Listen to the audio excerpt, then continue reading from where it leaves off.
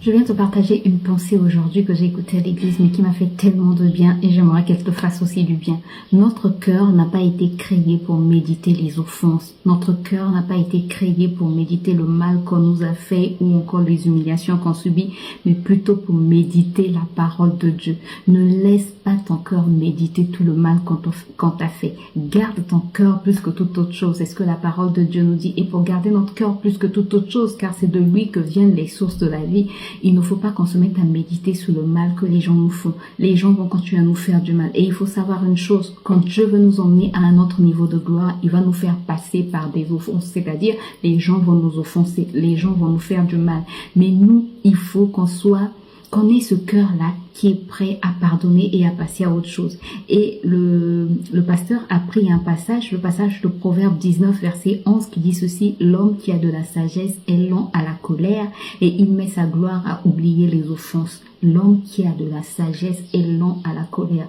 Quand tu es sage, tu ne te fâches pas facilement. Quand tu es sage, tu es une personne qui a la maîtrise de soi. Quand tu es sage, tu sais que quelqu'un peut te faire du mal, mais c'est pas pour autant que tu dois réagir. Les gens vont te faire du mal, mais c'est pas pour autant que toi, tu dois laisser ton cœur être affecté. C'est vrai qu'il y a des choses qui vont nous faire du mal, mais ne laisse pas ton cœur demeurer dans cette souffrance-là. Ne laissons pas nos cœurs demeurer dans ces souffrances-là. Donc aujourd'hui, je viens nous exhorter tous à garder nos cœurs plus que toute chose, puisque c'est de lui que viennent les sources de la vie, c'est de notre cœur que viennent les sources de la vie. On doit le garder plus que toute autre chose, on doit le garder jalousement, on doit le protéger jalousement, le protéger contre tout ce que les gens peuvent dire, même si une personne te fait du mal par ses paroles, même si une personne te fait du mal par ses agissements.